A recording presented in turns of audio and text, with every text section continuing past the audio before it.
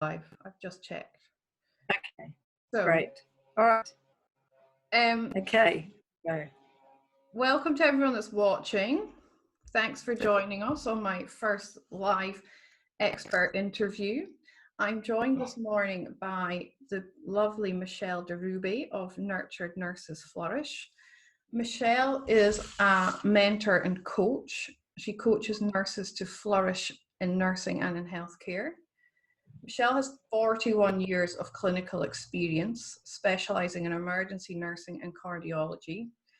The last 15 years, she's been involved in teaching nursing at an undergraduate and a postgraduate level. Michelle started nursing in the hospital-based system, then went to university later in her career to achieve her graduate certificate in nursing and a master's in business coaching. After she finished her master's, she worked as a consultant and coached managers and teams in organizations to achieve better outcomes in communication, teamwork, and leadership. Recently, her passion has been in positive psychology. She studied with Melbourne University a professional certificate in this area. Her passion is to support students to achieve the knowledge and skills they need to flourish in the complex world of healthcare. Welcome, Michelle. Hi, Elaine. How are you? I'm really good, thank you. How are you? I'm good. Yeah, I'm good. Thank you so much for joining me on this interview series. It's really exciting to have you here. Yeah, it's exciting for me as well. Awesome. I'm going to run through a few questions with you and then I'll open it up and you can share your expertise with us. Okay? Yep, sounds good. So I'm going to start with self-care is what I'm all about, as you know. Yes. And I always speak about having a non-negotiable. So what is an important part of your own self-care, like your non-negotiable? Well, all my life, actually, I look just as a student nurse. I trained at Prince Henry Hospital.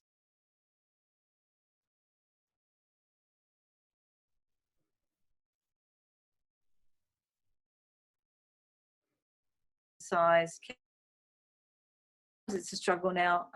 As getting older, it seems to be harder, but just changing that. But it's really a non-negotiable for me because I've just found exercise is such a key to your stress, decreasing your stress, needing less sleep, and there's lots of benefits from, there's lots and lots of benefits. It obviously makes you feel better, it makes you look better, and you're actually often doing it with other people. So there's that camaraderie and that connection, which is what we're all about, really, is about connect with other people.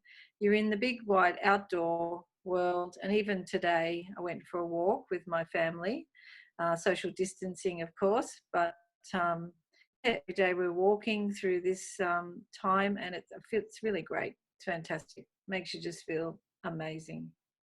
Awesome. It's definitely negotiable. Yeah.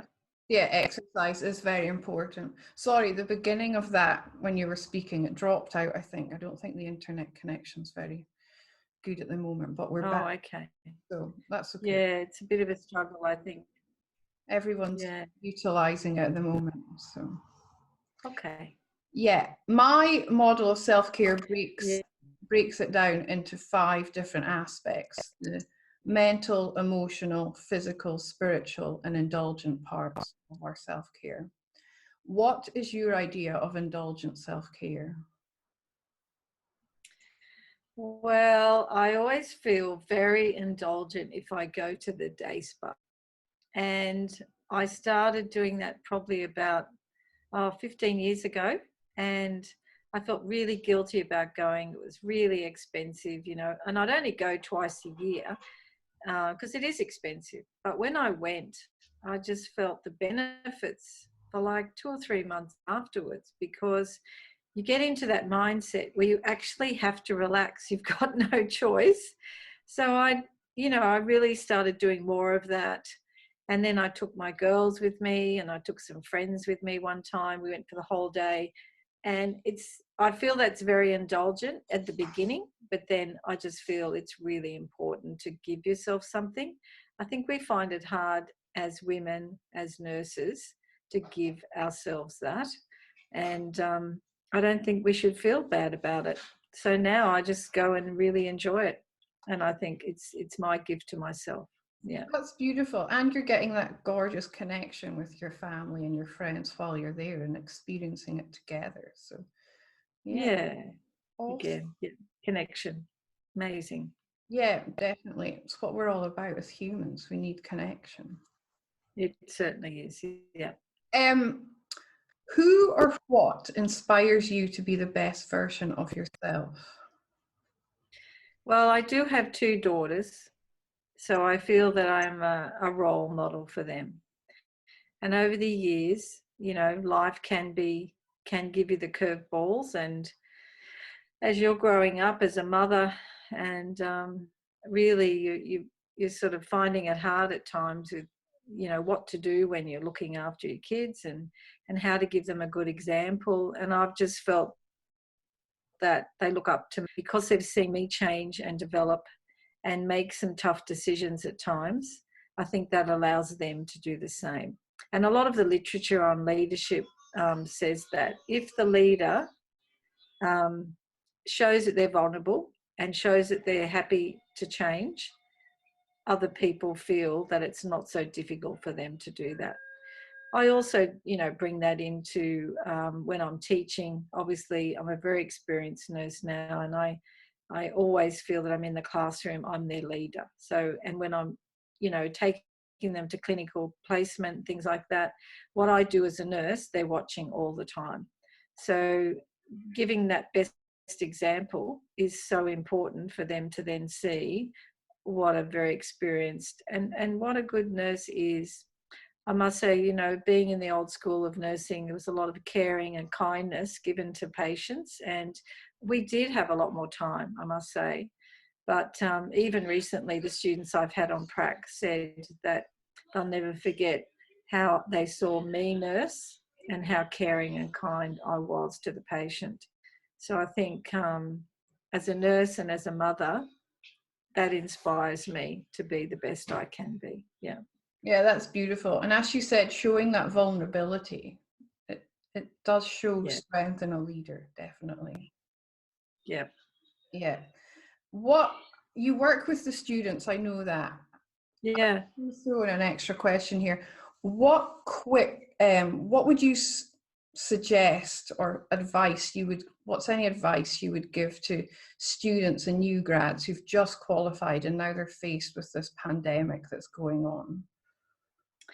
Well, actually, it's the advice that a new grad I worked with has told me, which I'll share with you. Okay. We're working together, and this was before the pandemic though, but we had a pretty difficult load, a lot of confused patients, and she's been a new grad for about 6 months, and we're walking down the corridor, and I said to her, well, how do you cope with all this, And she said, Michelle, water off a duck's back.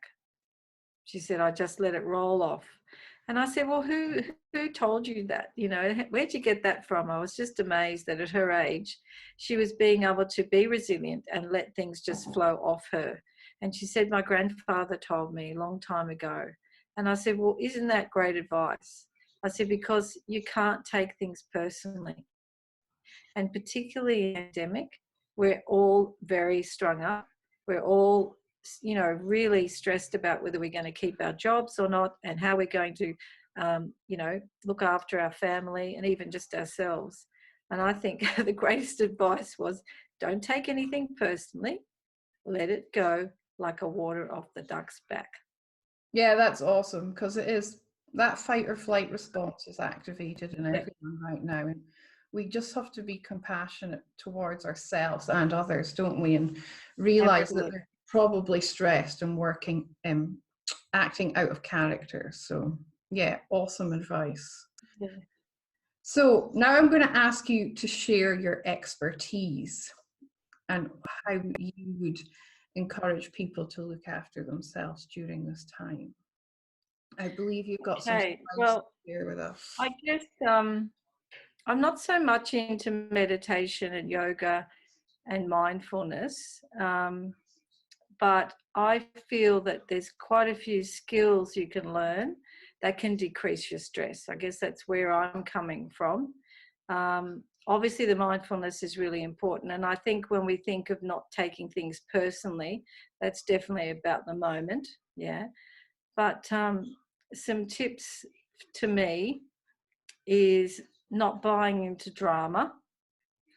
So, just if you're feeling vulnerable at the moment, which I think a lot of people are, what you need to do is think about solutions. And so instead of just being, overwhelmed by everything, okay, what can I do to make this situation better for me? And how can I look after myself here? Definitely, if you can't look after yourself, you really can't look after others. So sit back and think, okay, what are some of the solutions at the moment? What are the resources I have? Who else can help me at the moment? So instead of feeling vulnerable and really becoming a bit of a victim and complaining, it's really important to have a think, be practical. And we are incredibly practical nurses. That's what we are so good at, but we need to bring it back to us so that we can then go into that day where we have to go to the hospital and work around all these new PPE, everything, so I think that's one thing that would be really good, if you could just think about solutions and pull out of feeling like a victim, because there are so many things we can do to help ourselves at the moment. Yeah, there are. Yeah. And Yeah. looking at what we can control and influence and all these changes that are going on is key. Absolutely. And Yeah, realizing, there's so much. Go on. Yeah, sorry, Elaina. all right, realizing what we can't control and accepting. But yeah. Yeah. Did you Definitely. have some slides you wanted to share with us? Yeah, I do actually. I'll let you Just take control of the screen. let me put you up there. And let me just go up to the top of the slides. Yeah, now I know you did talk about, can you see that? I think you need to share the screen down. I've got to share now. Okay, yep, good. There we are. Can you see that? Perfect. Yeah, perfect. So, as you talked about, at the end of my master's degree, I actually, the last subject I did was positive psychology, and I absolutely loved it. And it was so interesting. And I then went on to study with Melbourne University. So I'll just share a couple of slides with you that highlights what it's a little bit about. But it's obviously a big part of psychology. There's a lot of research that's gone into this area now with Martin Seligman and his tribe. So there's lots of great books to read as well. So The Secret of Lasting Happiness. Well, let's have a look at that. All right. So what makes us happy? So I might ask you, Elaina, what makes you happy? What makes me happy? Yeah. I'm happy when I'm helping others. I get a lot of happiness out of service. Yeah, contribution. I don't know whether you know Tony Robbins' 6 core needs, but contribution is one of those. Yeah. And it's actually, the happiness is about being the best person you can be. And partly that is contribution, because we all feel happier if we're giving to others.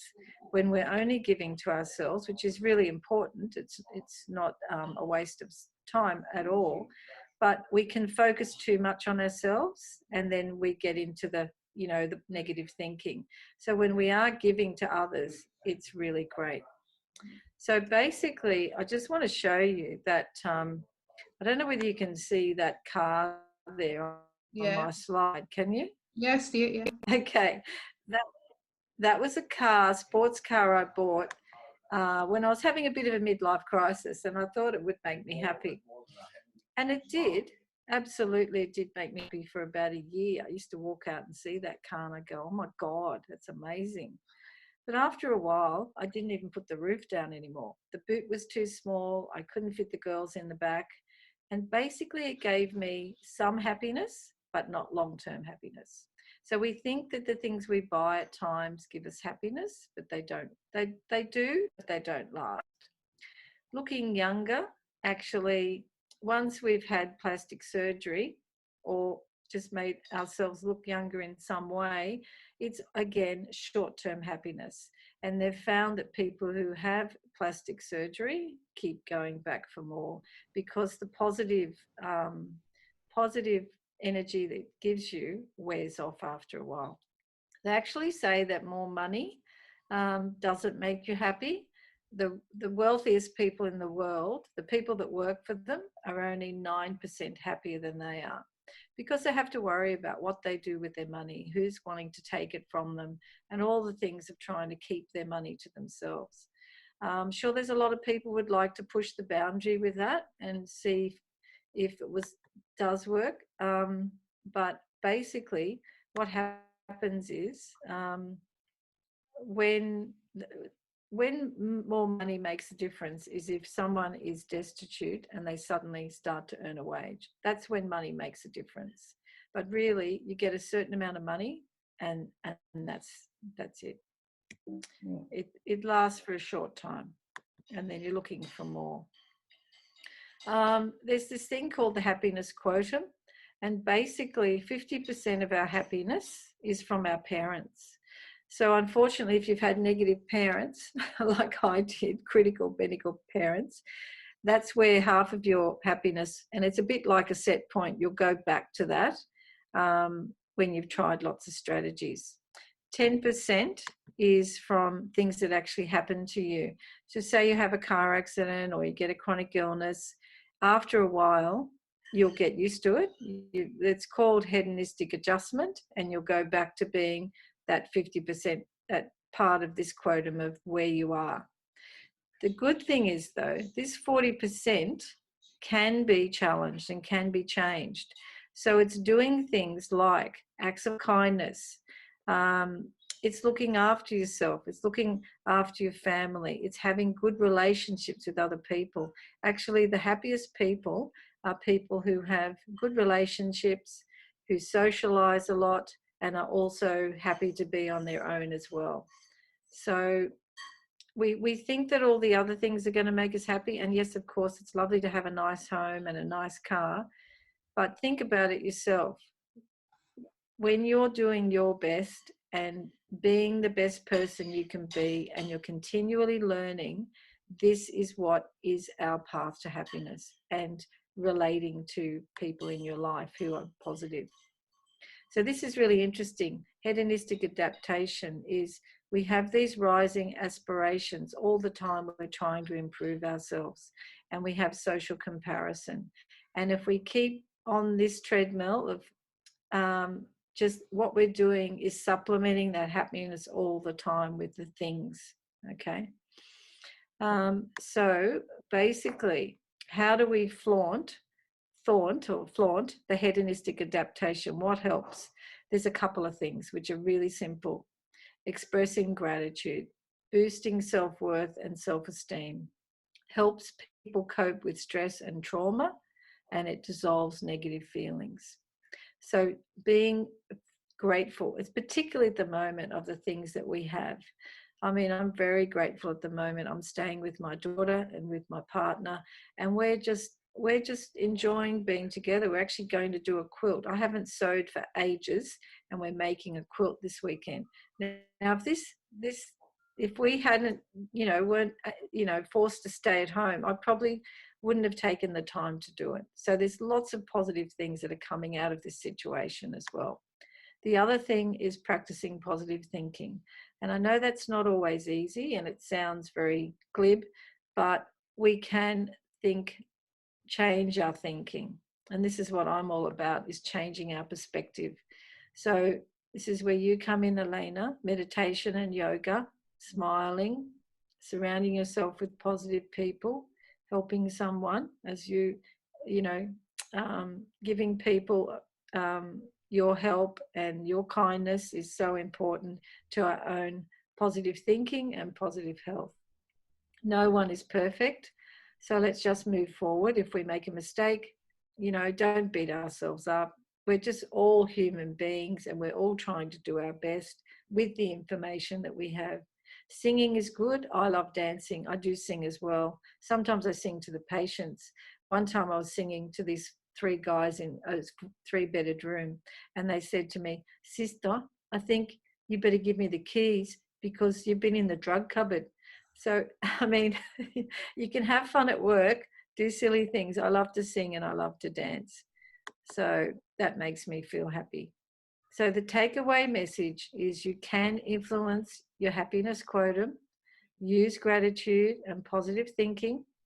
It's what we do and how we think that makes the difference.